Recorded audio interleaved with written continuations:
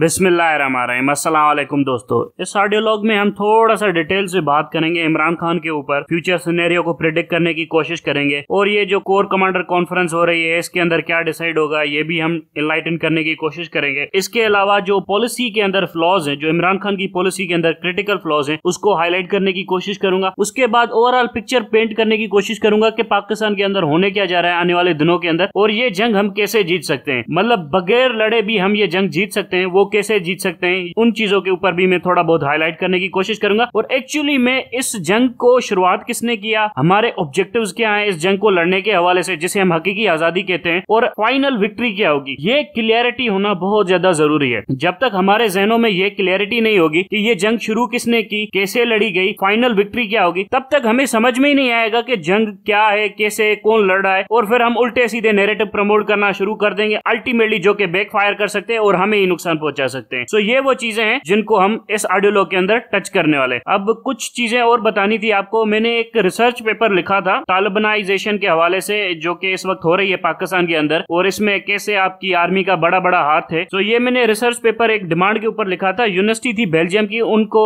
Study करवानी थी। तो उन्होंने मुझे कॉन्टेक्ट किया था, तो उसके हवाले से उन्होंने मुझे कहा था कि मैं डिटेल में लिखूं। अब उसमें मैंने पाकिस्तान आर्मी को लताड़ा नहीं है, फ्रेंकली स्पीकिंग इतना ज्यादा लताड़ा नहीं है। हालांकि नीयत मेरी बड़ी थी कि मैं उनको लताड़ दूं और अच्छे खासे से लताड़ दूं, और इनके मतलब जो करतूते वगैरह हैं कि पैसों के लिए ये सब कुछ कर रहे हैं वगैरह वगैरह, तो वो चीजें मैंने नहीं लिखी। वजह ये थी कि बस अपनी बातें अपने घर के अंदर रहे तो ठीक है, वरना तो मेरे दिल थी कि मैं उनको लताड़ता। तो ये आपकी तकरीबन 3 जनवरी के बाद वो लोग एक्टिव हो जाएंगे, क्योंकि छुट्टियां वगैरह आ गई थी और न्यू ईयर की भी छुट्टियां खत्म होने के बाद ही वो एक्टिव हो जाएंगे। उसके बाद जैसे ही पब्लिश हो जाएगा मैं लिंक लेकर आपको दे दूंगा कि वहां पर आप पढ़ लीजिएगा। तो मैंने पाकिस्तान आर्मी को लताड़ने की बड़ी मेरी नियत थी कि मैं इनको अच्छा खासा लताड़ता, लेकिन मैंने इतना लताड़ा वताड़ा नहीं है, इनके ऊपर रहम किया है उसके अंदर। तो वो जब भी आर्टिकल पब्लिश हो जाएगा जो रिसर्च पेपर है, तो मैं उसकी लिंक वगैरह कम्युनिटी पेज के अंदर डाल दूंगा। बहरहाल coming back to the point, अब मुझे जो सबसे ज्यादा मायूसी हो रही है ना, वो इमरान खान की लीडरशिप से हो रही है। अब मसला ये हो रहा है कि इमरान खान को पॉलिसी बहुत ही क्लियर करनी चाहिए। अब कुछ दिनों से मैं देख रहा हूँ इमरान खान के अंदर एक इंटरनल कॉन्फिडेंस वगैरह आया है कि हम ये कर देंगे वो कर देंगे, एक कॉन्फिडेंस आया है, जो कि अच्छी चीज है, पॉजिटिव साइन है। लेकिन इमरान खान के ऑब्जेक्टिव अभी भी क्लियर नहीं है। कॉन्फिडेंस आना, स्ट्रेंथ होना, from the position of power debate करना, वो इमरान खान के अंदर अब हमें दिख रहा है कि इमरान खान बिल्कुल खुद को पावरफुल महसूस कर रहा है और वो चाहता है कि हम कॉन्फिडेंटली एक्ट करें। ये वो चीजें हैं जिनके ऊपर मुझे मतलब है ना कॉन्फिडेंट महसूस हो रहा है इमरान खान के ऊपर। लेकिन एक्चुअली में जहां पर गड़बड़ आ रही है वो ये आ रही है कि इमरान खान की पॉलिसी क्लियर नहीं है, ऑब्जेक्टिव्स क्लियर नहीं है, जिसकी वजह से हमें ज्यादा तकलीफ हो सकती है in near future. For example, Imran Khan कोशिश ये कर रहा है कि हम ISI को इस्तेमाल करके रगड़ा लगाने की कोशिश करेंगे करप्ट पॉलिटिशियंस को वगैरह वगैरह। सो ये चीज एक हद तक ठीक है, लेकिन इसके आगे ये चीज ठीक नहीं है। फॉर एग्जाम्पल, आपको जो अकाउंटेबिलिटी करवानी है ना, तो उसके लिए आपको पार्लियामेंट की मदद चाहिए। जब तक पार्लियामेंट मजबूत नहीं होगी ना, तो ये तमाम तर इदारे झुकेंगे नहीं। फॉर एग्जाम्पल, ISI कहेगी कि हम अपने चीफ को रिपोर्ट करते हैं। ISI को कंट्रोल करने का सबसे आसान तरीका है कि इनके पैसे बंद कर दो। जब इनके पैसे बंद हो जाएंगे तो ये कहां से कमाएंगे? जब पैसे ही नहीं होंगे तो इन्वेस्ट कैसे करेंगे? इस वक्त जो भी DGC फैसल नसीर ने किया है, वो ज्यादा से ज्यादा जो किया है वो पैसों के बलबूते के ऊपर किया। अगर इसको पैसे नहीं होते तो क्या उखाड़ लेता? कुछ नहीं उखाड़ लेता। इसी तरह से फौज के पास पैसे नहीं होते तो क्या उखाड़ लेते फौजी? कुछ भी नहीं उखाड़ लेते ना। इनकी बंदूक की गोली, इनकी बीवी की लिपस्टिक, इनका यूनिफॉर्म सारे के सारे पाकिस्तान के आवाम देते हैं। सो वो पैसे कौन फाइनलाइज करता है, कौन लीगलाइज करता है? वो पैसे फाइनलाइज और लीगलाइज करती है पार्लियामेंट ऑफ पाकिस्तान। यानी आप पार्लियामेंट ऑफ पाकिस्तान के थ्रू इनके ऊपर चेक बिठा देंगे कि कहेंगे कि भाई अगर तुम्हें नेक्स्ट बजट चाहिए तो पहले बजट की ऑडिट रिपोर्ट पेश करो कि पहले वाला बजट कहां पर खरीदा, कहां पर बेचा, क्या किया, क्या नहीं किया, तब जाकर हम आपके दूसरे पैसे वगैरह फाइनलाइज करेंगे। सो इससे strict sense of accountability produce होगा इस इदारे के अंदर, जिसके बाद जाकर हम सारी की सारी चीजों के ऊपर कंट्रोल कर लेंगे। अगर पार्लियामेंट ऑफ पाकिस्तान मजबूत नहीं होगी तो इसकी वजह से यह होगा कि वन मैन शो होगा। आज इमरान खान है, कल नहीं होगा, कल नहीं होगा तो फिर क्या होगा? फिर यही लोग ताकतवर हो जाएंगे और फिर एक और डिक्टेटरशिप आ जाएगी। सो पार्लियामेंट ऑफ पाकिस्तान को स्ट्रेंथन करने की जरूरत है, जो नंबर 1 ऑब्जेक्टिव इमरान खान का होना चाहिए। इमरान खान सोच रहा है कि हम प्रेसिडेंशियल सिस्टम के थ्रू बहुत कुछ कर लेंगे। ये इतना आसान नहीं है। प्रेसिडेंशियल सिस्टम को भी हेवीली रिलाय करना पड़ता है आर्मी के ऊपर। प्रेसिडेंट तभी ताकतवर होता है जब आर्मी उसको सपोर्ट करती है। मैं इसकी एक मिसाल दे देता हूँ। जनरल मुशर्रफ को प्रेसिडेंट बना दिया गया था कॉन्स्टिट्यूशन के मुताबिक। 58(2)B भी जनरल मुशर्रफ के पास आके असेंबलियां भी तोड़ सकता था, इमरजेंसी भी लगा सकता था, जजेस को भी डिस्क्वालीफाई कर सकता था, सब कुछ कर सकता था ना। लेकिन फिर भी जनरल मुशर्रफ ने आर्मी चीफ की पोस्ट वगैरह नहीं दी। उसको पता था कि मैं प्रेसिडेंट हूं, लेकिन पावर फिर भी आर्मी चीफ के पास ही है। सो इसीलिए जनरल मुशर्रफ आर्मी चीफ की पोजीशन को सरेंडर नहीं करना चाहता था। और जैसे ही जनरल मुशर्रफ ने आर्मी चीफ की पोजीशन सरेंडर कर दी और आर्मी चीफ की स्टिक उन्होंने हवाले कर दी जनरल क्यानी के, तो उसके तकरीबन 1 साल के बाद ही उनकी छुट्टी हो गई। वो ताकत में नहीं रह सके और उनको प्रेसिडेंशियल पावर होने के बावजूद भी प्रेसिडेंशियल सिस्टम से हटना पड़ा। वजह यह थी कि आर्मी उनको बैक नहीं कर रही थी, जनरल क्यानी का उनको सपोर्ट वगैरह नहीं था। अमेरिका को भी फोन किया, अमेरिका का भी सपोर्ट नहीं था। सो ये जो इमरान खान सोच रहा है ना कि मैं प्रेसिडेंशियल सिस्टम लगाने के बाद बहुत ज्यादा ताकतवर बन जाऊंगा, ये बेवकूफी है इमरान खान की। इस वक्त ताकत का सरचश्मा पाकिस्तान के अंदर पाकिस्तान आर्मी है। अब आपकी बैटल है इनके खिलाफ। अब आपको इनको कैसे कॉम्प्रोमाइज करना है, आपको इनको कैसे झुकाना है, ये वो चीजें हैं जो हमने डिस्कस करनी है। इसीलिए मैं कह रहा हूं कि इमरान खान के ऑब्जेक्टिव परसेप्शन इस वक्त क्लियर नहीं है। जब तक आपके ऑब्जेक्टिव क्लियर नहीं होते, आपकी एनालिसिस कंप्लीट नहीं होती, डायरेक्ट नहीं होती, तो आप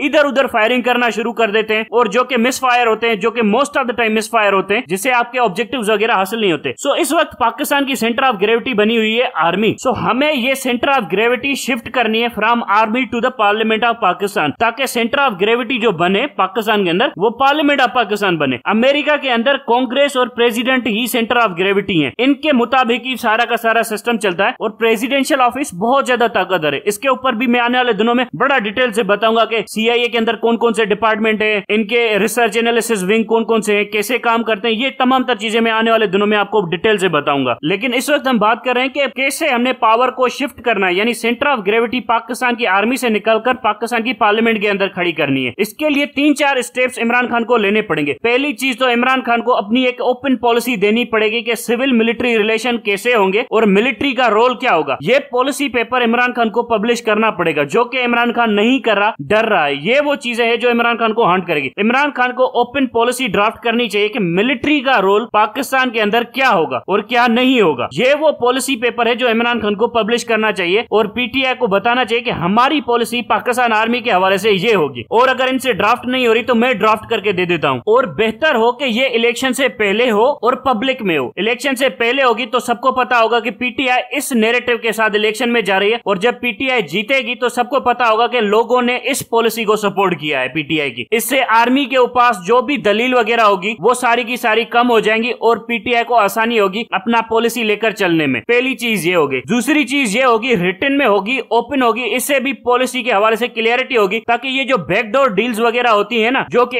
एम्बिगुअस होती है, जो कि अनसर्टेन होती है, बाद में जाकर मीडिया के अंदर प्रोपेगेंडा करती है पाकिस्तान आर्मी कि हमसे ये कमिटमेंट की थी, हमसे वो कमिटमेंट की थी। सो वो वाला तमाशा भी खत्म हो जाएगा। अब पॉलिसी के अंदर क्या होना चाहिए, ये वो चीजें हैं जो हमें सोचनी है। सबसे पहली चीज, 10 कोर को हमने नेशनल गार्ड डिक्लेयर करना है। 10 कोर को हमने आजाद करना है आर्मी चीफ के कंट्रोल से, उसको हमने पार्लियामेंट के थ्रू नेशनल गार्ड डिक्लेयर करना है। GHQ के कंट्रोल से भी आजाद करना है, उसकी इंडिपेंडेंट चेन ऑफ कमांड होगी, उसके ऊपर 4 स्टार जनरल बैठेगा जो कि आर्मी चीफ की रैंक का होगा। इससे यह होगा कि जो आपके इस्लामाबाद के अंदर मार्शल लॉ वगैरह लगाने का जो आर्मी चीफ का प्रोग्राम है ना, ये हमेशा हमेशा के लिए खत्म होगा। और जो कि 10 कोर का कमांडर होगा, जो कि 4 स्टार जनरल होगा, वो डायरेक्टली रिपोर्ट करेगा प्राइम मिनिस्टर को, और उसकी अपॉइंटमेंट भी प्राइम मिनिस्टर ऑफ पाकिस्तान ही करेगा। ये वो कॉन्स्टिट्यूशनल चेंज है जो पार्लियामेंट को करनी है। उसके बाद आपने करना यह है कि आपको इंटेलिजेंस ब्यूरो को सबसे ज्यादा ताकतवर करना है पाकिस्तान के अंदर। दूसरे नंबर पर आपको इंटेलिजेंस ब्यूरो और ISI का नेक्सस स्ट्रॉन्ग करना है। इससे यह होगा कि इंटेलिजेंस ब्यूरो और ISI के अंदर ऑफिसर्स का ट्रांसफर होगा, जिसकी वजह से जो ISI के अंदर मिलिट्री ऑफिसर्स की प्रेजेंस है वो कम से कम होती जाएगी। तीसरी चीज ये करनी है कि आपको ISI के ऊपर एक सिविलियन बंदा वगैरह लगाना है, जो कि आप फॉरेन मिनिस्ट्री से ले सकते हैं। CIA के चीफ वगैरह भी हैं, वो फॉरेन मिनिस्ट्री से आते हैं। सो ये भी एक काम करने वाली चीज है, ये अच्छे तरीके से काम कर लेती है। इससे आपकी ISI की परफॉर्मेंस वगैरह के ऊपर फर्क नहीं पड़ेगा। और ISI की परफॉर्मेंस क्या है कि वीडियो बनाना। आज के दौर में जो मिलिट्री जनरल है, इन्होंने क्या ISI की परफॉर्मेंस की, कौन सी दहशतगर्दी रोक दी है, 80,000 पाकिस्तानी शहीद करवा दिए, ये परफॉर्मेंस थी ISI की। ये तो चार्जशीट है ISI के ऊपर और पाकिस्तान आर्मी के ऊपर। उसके बाद एक और चीज है करनी है आपको, वो ये है नेक्टा को बनाना। नेक्टा के ऊपर सिविलियन हेड्स बनाने, जितने भी काउंटर टेररिज्म के लॉज वगैरह हैं या काउंटर टेररिज्म ऑपरेशंस हैं, वो चाहे मिलिट्री की ब्रांच एग्जीक्यूट करे, चाहे आपकी पैरामिलिट्री फोर्स एग्जीक्यूट करे, चाहे आपकी पुलिस एग्जीक्यूट करे, लेकिन वो होंगे नेक्टा के थ्रू। अगर आर्मी चाहती है कि हम इसके अंदर कंट्रीब्यूट नहीं करेंगे, हम नेक्टा के चीफ के अंदर यानी एक सिविलियन चीफ के अंदर नहीं बैठेंगे, तो आर्मी को कहा जाए कि आप मेहरबानी करके डिसएंगेज कर लीजिए, हम एक नई फोर्स खड़ी कर देंगे जो जाकर नेक्टा को हेड करे। सो आर्मी को बिल्कुल ही डिसएंगेज किया जाए वॉर ऑन टेररिज्म से, ताकि आर्मी आइसोलेट हो। आर्मी का रोल पाकिस्तानी पॉलिटिक्स के अंदर, पाकिस्तानी सोसाइटी के अंदर कम से कम किया जा सके। एक और चीज आपने करनी है कि ये जो आपके रेंजर्स है यानी पैरामिलिट्री फोर्सेस हैं, इन सारे रेंजर्स को मिला के एक ज्वाइंट कमांड बनानी है। FC हो गई, पैरामिलिट्री फोर्सेस हो गई, आपके बलूचिस्तान के के अंदर लेवीज वगैरह होगी, इन सब की एक ज्वाइंट कमांड बनानी है। इसके ऊपर भी आपको एक पुलिस का आईजी वगैरह रखना है ताकि वो जाकर हेड करे, आपको फौज से बुलाने की कोई जरूरत नहीं है। इससे ये होगा कि जो पावर है जिसके ऊपर आपकी आर्मी कैपिटलाइज करती है, जिसके ऊपर आपका आर्मी चीफ डिंगे मारता फिर रहा है, जिससे आर्मी चीफ कहता है कि मैं अनडिस्प्यूटेड किंग हूं पाकिस्तान का, वो डिसेंट्रलाइज होना शुरू हो जाएगी और वो बहुत सारे हिस्सों में तकसीम होगी, जिसके ऊपर प्राइम मिनिस्टर का चेक होगा, पार्लियामेंट का चेक होगा, जिससे प्राइम मिनिस्टर, पार्लियामेंट और सिविलियन इंस्टीट्यूशन ज्यादा से ज्यादा मजबूत होंगे और आर्मी चीफ का पावर कम से कम होता जाएगा। ये वो पॉलिसी ऑब्जेक्टिव्स है जो इमरान खान को सोचने चाहिए। इमरान खान उल्टा ही सोच रहा है कि प्रेसिडेंशियल सिस्टम लगा दूंगा, प्रेसिडेंट बनने के बाद ज्यादा ताकतवर हो जाऊंगा। प्रेसिडेंट को भी पाकिस्तान आर्मी के ऊपर रिलाई करना पड़ता है। इमरान खान थोड़ा ज़हन को रोटेट करे, जनरल मुशर्रफ को भी आर्मी की तरफ देखना पड़ता था, इसीलिए जनरल मुशर्रफ यूनिफॉर्म नहीं उतार रहा था। थोड़ा सोचे, अब ये स्टेप आप ले लेंगे, उसके बाद ये होगा कि जीएचक्यू के पावर बहुत ज्यादा कम हो चुकी होगी। अब एक और पावर डेंट डालने की जरूरत है जीएचक्यू के ऊपर। वो ये चीज करनी है हमने कि जीएचक्यू के अंदर का जो भी आईएसपीआर का नेटवर्क है, डीजीआईएसपीआर वाला, इसको करना है हमने जीरो। हमने ऑफिशियली डिक्लेयर करना है कॉन्स्टिट्यूशन के अंदर के पाकिस्तान के डिफेंस रिलेटेड मैटर के ऊपर जब भी बोलेगा वो मिनिस्ट्री ऑफ डिफेंस बोलेगी, जीएचक्यू नहीं बोलेगा, डीजीआईएसपीआर नहीं बोलेगा। और मिनिस्ट्री ऑफ डिफेंस के अंदर हमने चीफ सेक्रेटरी सिविलियन रखना होगा, उसके अलावा चीफ सेक्रेटरी या मिनिस्ट्री ऑफ डिफेंस का स्पोक्स पर्सन भी सिविलियन रखना होगा। जब भी डीजीआईएसपीआर कोई प्रेस कॉन्फ्रेंस करने की कोशिश करे, कोई स्टेटमेंट देने की कोशिश करे, मिनिस्ट्री ऑफ डिफेंस का स्पोक्स पर्सन आए और उसको नल एंड वाइड कर दे कि ये तो है ही नहीं। इससे जीएचक्यू और आइसोलेट होगा, जिससे ये होगा कि जीएचक्यू अपनी पॉलिसीज वगैरह जो हमारे ऊपर थोपता आ रहा है वो नहीं थोप सकेगा, इससे उनका पावर कम होगा। इससे एक मीडिया नैरेटिव बनाने के हवाले से जो जीएचक्यू करता आ रहा है वो भी नहीं बना सकेगा। ये डिसेंट्रलाइज सिस्टम हमने बनाना पड़ेगा। इसके अलावा chairman joint chief of staff का जो ओहदा है, जिसके ऊपर इस वक्त आपके फॉर्मर 10 कोर के कमांडर बैठे हुए हैं, इसको आपको एयरफोर्स के हवाले करना पड़ेगा। यहाँ पर एयरफोर्स का चीफ आएगा ताकि यहाँ पर भी तवाजुन बैलेंस हो। इससे आप स्लोली एंड ग्रेजुअली आर्मी के पावर को कम करते जाएंगे। उसके बाद आपको आर्मी का यानी जीएचक्यू के पिछले 10 साल के बजट का ऑडिट वगैरह करवाना पड़ेगा। उसके अलावा जीएचक्यू को जितने पैसे दिए जाएंगे विद इन 3 मंथ जीएचक्यू उनकी ऑडिट रिपोर्ट जमा करवाएगा। अगर जीएचक्यू उनकी ऑडिट रिपोर्ट पार्लियामेंट के अंदर जमा नहीं करवाएगा तो जीएचक्यू के ऊपर पेनल्टीज लगेंगी और उनके बजट को कम से कम किया जाएगा। जब ये चीजें हम कर चुके होंगे तो स्लोली एंड ग्रेजुअली हम इनके जो फाइनेंशियल एसेट्स हैं, यानी जो ये डीएचए के अंदर लैंड वगैरह बना रहे हैं, इनको भी कंट्रोल करने की कोशिश करेंगे, इनको भी रेगुलेट करने की कोशिश करेंगे। आपको समझना होगा कि पावर की कॉन्सेंट्रेशन इस वक्त जो है वो सारी की सारी आर्मी चीफ के ऊपर है। इस कॉन्सेंट्रेशन को हमने तोड़ना है, इस कॉन्सेंट्रेशन को हमने डिवाइड करना है और इस कॉन्सेंट्रेशन को हमने शिफ्ट करना है पार्लियामेंट ऑफ पाकिस्तान और प्राइम मिनिस्टर ऑफ पाकिस्तान की तरफ। इसके बाद ही पाकिस्तान के अंदर हकीकी जमहूरियत आएगी, वरना ये प्रेसिडेंशियल सिस्टम, ये मीडिया का नैरेटिव, इनसे काम बिल्कुल भी नहीं चलेगा। और फिर जब हम ये सारी की सारी चीजें कर देंगे तो कौन आर्मी चीफ बनता है, कौन नहीं बनता, इसकी कोई हैसियत नहीं होगी। आर्मी चीफ की पोजीशन आईजी पुलिस के बराबर हो जाएगी, जिससे पाकिस्तान के अंदर एक अच्छी जमहूरियत आ जाएगी। आपने ये चीजें करनी है। अगर आप ये चीजें नहीं करते तो आप कॉम्प्रोमाइज है। फिर आपने एक और ऑप्शन वगैरह दे दिया है पाकिस्तान आर्मी को कि पाकिस्तान आर्मी दोबारा भी मार्शल लॉ लगा सकती है, क्योंकि आपने पावर तो चैलेंज ही नहीं किया, आपने पावर तो गेन ही नहीं किया, आपने पावर तो उनसे छीना ही नहीं। आपने तो फिर समझौता करके इलेक्शन करवा के आकर प्राइम मिनिस्टर बन गए। सो आपको पावर छीनना पड़ेगा। और रही बात करप्शन के हवाले से, तो आपको नेब के ऊपर भी पार्लियामेंट का चेक बिठाना पड़ेगा, आपको सुप्रीम कोर्ट के ऊपर भी पार्लियामेंट का चेक बिठाना पड़ेगा, आपको चीफ इलेक्शन कमिश्नर के ऊपर भी पार्लियामेंट का चेक बिठाना पड़ेगा। इसीलिए मैं बार बार कह रहा हूं कि कांग्रेस से सीखें, अमेरिकन कांग्रेस से सीखें, अमेरिकन कांग्रेस कैसे चेक रखती है तमाम तर मामलात के ऊपर। इसके अलावा आपको कुछ आर्टिकल 6 के केसेस शुरू करने पड़ेंगे। वो किन के खिलाफ करने पड़ेंगे? पहले तो उन पुलिस वालों के खिलाफ आर्टिकल 6 के केसेस शुरू करने पड़ेंगे जिन्होंने 16-16, 20-20 एफआईआर काटी है लोगों के ऊपर डराने के लिए, टेरराइज करने के लिए। इनके ऊपर आप इस तरह से एफआईआर काट सकते हैं कि इन्होंने क्राइम अगेंस्ट ह्यूमैनिटी की है, क्राइम अगेंस्ट द पाकिस्तान की है। पहले हमने उन पुलिस वालों के ऊपर, उनकी चेन ऑफ कमांड के ऊपर, direct up to the IG के ऊपर ये सारे के सारे आर्टिकल 6 के मुकदमे बनाने। उसके बाद हमने उन जजेस के ऊपर आर्टिकल 6 के मुकदमे बनाने जिन्होंने ये किया है कि डीले करवा देते हैं, जो कानून की बात नहीं करते, डीले करवाने के हवाले से बात करते हैं। सो इनकी इंपीचमेंट भी होगी और इनके ऊपर आर्टिकल 6 भी लगेगा, ताकि सुप्रीम कोर्ट को भी ये रियलाइज हो और जुडिशरी ऑफ पाकिस्तान भी ये महसूस करे कि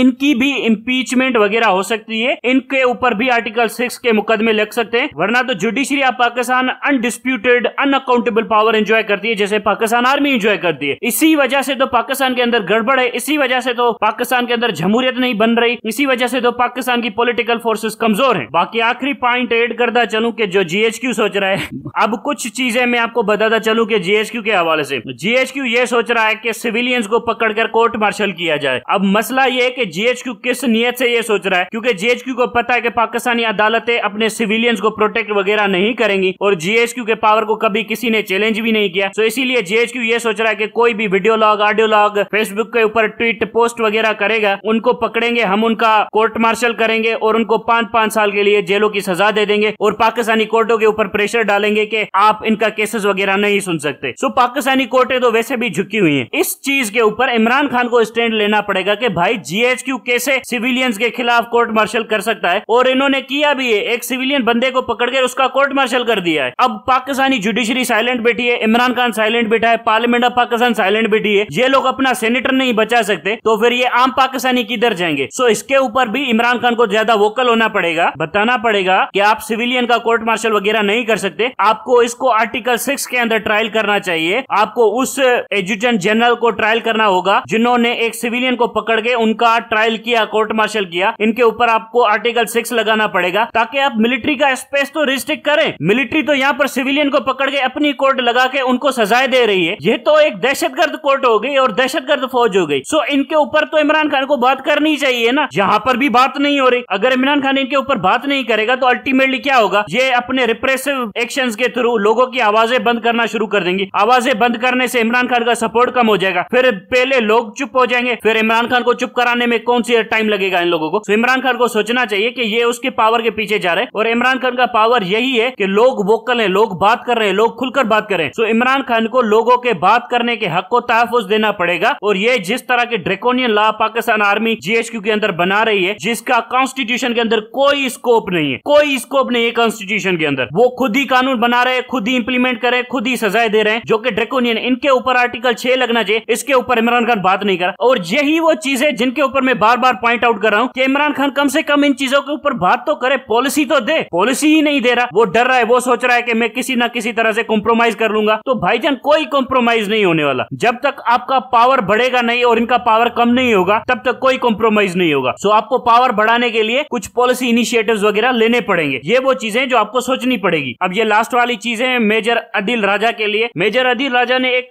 ट्वीट किया था जो मैंने पढ़ा था, जिसके नीचे मैंने कमेंट भी किया था। मेरा ट्विटर अकाउंट इस वक्त बंद कर दिया गया है। तो उन्होंने कहा था कि आर्मी चीफ के जितने भी फैसले हैं अपने सोल्जर्स के हवाले से, वो चैलेंज नहीं हो सकता सुप्रीम कोर्ट के अंदर या किसी कोर्ट के अंदर, क्योंकि आइन के अंदर इनकी मनाहियत है, आइन इन्हें मना करता है। तो मैं यहाँ पर आपको बता देता हूँ कि एक चीज होती है जिसे कहते हैं जुडिशियल रिव्यू। जुडिशियल रिव्यू किसी भी चीज का, आइन की किसी भी चीज का हो सकता है, और ये वो पावर है जो आइन में कभी भी सुप्रीम कोर्ट को नहीं दिया गया और ना ही हाई कोर्ट को दिया गया। लेकिन जुडिशियल रिव्यू एक्सरसाइज किया जा सकता है। अगर आइन की एक शिक है जो एक तरह से एक इदारे को पावरफुल कर रही है और इम्बैलेंस क्रिएट कर रही है, तो उस आइन की शिक का जुडिशियल रिव्यू हो सकता है और उस आइन की शिक को नल एंड वॉइड डिक्लेयर किया जा सकता है जुडिशियल रिव्यू के थ्रू, इंक्लूडिंग अगर पार्लियामेंट भी उसे प्रेस करने की कोशिश करेगी तब भी पार्लियामेंट की उस लेजिस्लेशन को जुडिशियल रिव्यू सबसाइड कर सकता है। ये अथॉरिटी जुडिशियल रिव्यू के पास, सुप्रीम कोर्ट के पास होती है। अब ये अथॉरिटी आइन में नहीं है सुप्रीम कोर्ट को, और ये अथॉरिटी आपकी जो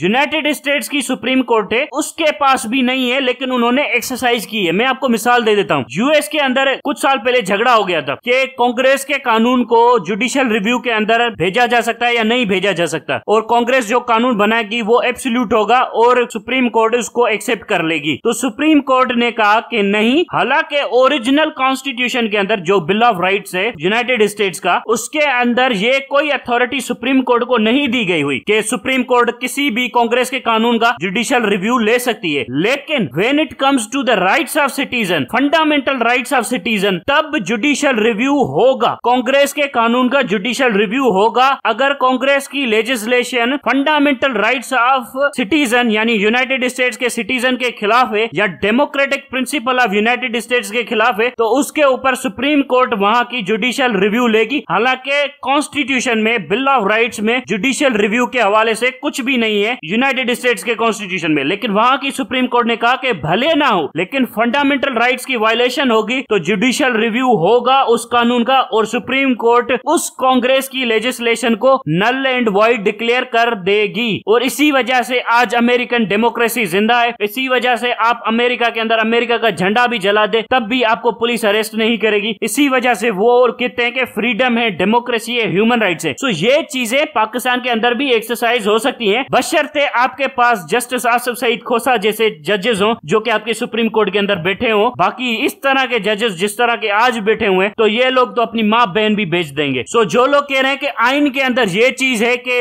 आर्मी चीफ का पावर ये है वो है और उसको चैलेंज नहीं किया जा सकता किसी भी कोर्ट के अंदर, तो जुडिशियल रिव्यू उस आइन की शिक्का हो सकता है और पार्लियामेंट को भी वो शिक दोबारा भेजी जा सकती है। अगर पार्लियामेंट एक्शन नहीं लेती with in limited time frame तो सुप्रीम कोर्ट उस आइन की शिक को नल एंड वॉइड कर सकती है जुडिशियल रिव्यू के अंदर ऑन द बेसिस ऑफ कि ये शिक फंडामेंटल राइट्स के खिलाफ है। ह्यूमन राइट्स सुपरसीड करते हैं किसी भी कॉन्स्टिट्यूशनल फ्रेमवर्क को। अगर कोई कॉन्स्टिट्यूशनल फ्रेमवर्क ह्यूमन राइट्स की वायलेशन में आता है तो उसको supreme court null and void declare कर सकती है। फॉर एग्जाम्पल मैं यहाँ पर आइन बना दूं कि कादियानियों को मारना हलाल है और जहां पर भी कादियानी मिले उसको मारना शुरू कर दो, उसको पत्थर मारना शुरू कर दो, तो ये इंसानी बुनियादी बेसिक ह्यूमन राइट्स के खिलाफ है, फंडामेंटल राइट्स के खिलाफ है, राइट टू लाइफ के खिलाफ है, जिसकी वजह से इस कानून की धज्जियां उड़ा देगी सुप्रीम कोर्ट, चाहे पूरी की पूरी पार्लियामेंट यूनानिमसली इस कानून को पास कर दे। सो ये जुडिशियल रिव्यू का पावर पाकिस्तान के अंदर है और ये जो